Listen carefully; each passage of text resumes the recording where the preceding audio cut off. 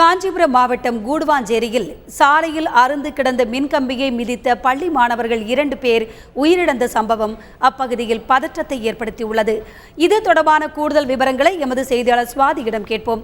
சுவாதி, சொல்லுங்க, 2 மாணவர்கள் உயிரிழந்த இந்த சம்பவம் எப்படி நிகழ்ந்தது? இந்த மாணவர்கள் குறித்த விவரங்கள் என்னன்னு சொல்லுங்க. காஞ்சிபுரம் மாவட்டம் கூடுவாஞ்சேரியில் ஊராட்சி ஒன்றிய நடுநிலை பள்ளி உள்ளது. இந்த பள்ளியில பயிலக்கூடிய 3ஆம் வகுப்பு பயிலக்கூடிய மாணவர்கள் தான் ஜெனார்த் மற்றும் அபிஷேக். இந்த மாணவர்கள் காலை 9 மணிக்காக, அதாவது வழக்கமா பள்ளி 9:30 மணி அளவில் தொடங்க இருக்கு. மாணவர்கள் 9 மணிக்கு பள்ளிக்கு வந்திருக்காங்க. இந்த நிலையில பள்ளிக்கு வந்த மாணவர்கள் அருகில விளையாடிட்டு இருந்தாங்க. அப்போ தெருவிளக்கோட வயர் அறுந்து விழுந்திருந்தது. அந்த வயரை மாணவர்கள் மிதிச்சதுனால சம்பவ இடத்திலேயே மாணவர்கள் 2 பரிதாபகரமாக உயிரிழந்திருக்காங்க. இது குறித்த கூடுதல் தகவல்களை அவர் உறவினர் நம்மிடையே இருக்கிற அவர்கிட்ட கேட்போம். சரி, இந்த விபத்து எப்படி நடந்தது? யாரோட அஜாக்கிரதையால நடந்தது? மாணவர்கள் எப்படி உயிரிழந்தாங்க? நாங்கள் காலையில் ஸ்கூலுக்கு அனுப்பிச்சிட்டு வந்தோங்க.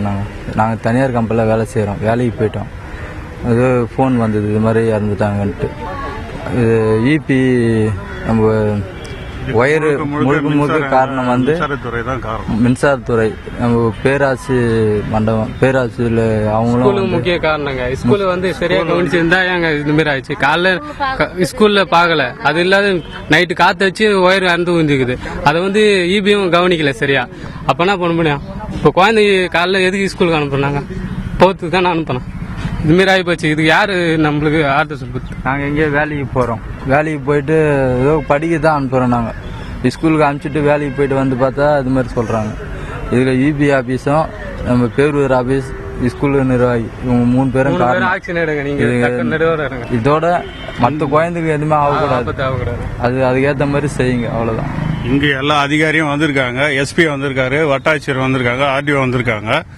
எல்லா நடவடிக்கையும் துரிதமாக எடுத்துன்னு இருக்காங்க. இனிமேல் இந்த மாதிரி பிள்ளைகள் எதுவும் நடக்காத அளவுக்கு பாதுகாத்துக்கணும்.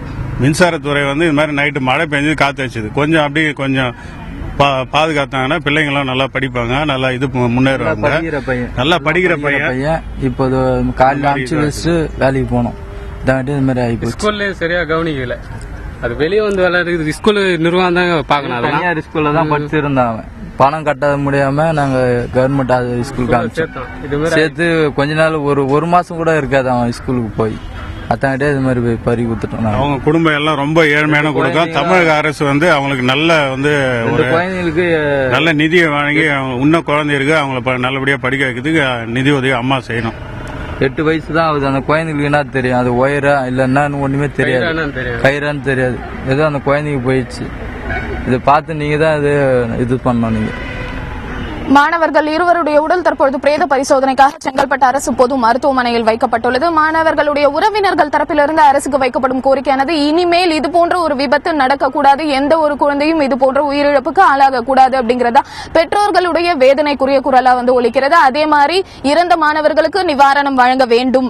இந்த சம்பவ இடத்திற்கு எஸ்பி, சூப்பரிண்டென்டென்ட் ஆஃப் போலீஸ், அதே மாதிரி வருவாய்த்துறை அதிகாரிகள் எல்லாம் வந்திருக்காங்க. சோ இதனிடையே அரசுக்கு வைக்கக்கூடிய மாணவர்கள் தரப்பிலிருந்து பெற்றோர்கள் வைக்கக்கூடிய ஒரே ஒரு கோரிக்கை, இது போன்ற விபத்துகள் இனிமே நடக்காம இருக்க மின்சாரத்துறை அதிகாரிகள் நடவடிக்கை எடுக்க வேண்டும். அதே போன்று பேரூராட்சி நிர்வாகமும் சற்று கவனமாக செயல்பட வேண்டும் அப்படிங்கறதா பெற்றோருடைய கோரிக்கையா இருக்கு.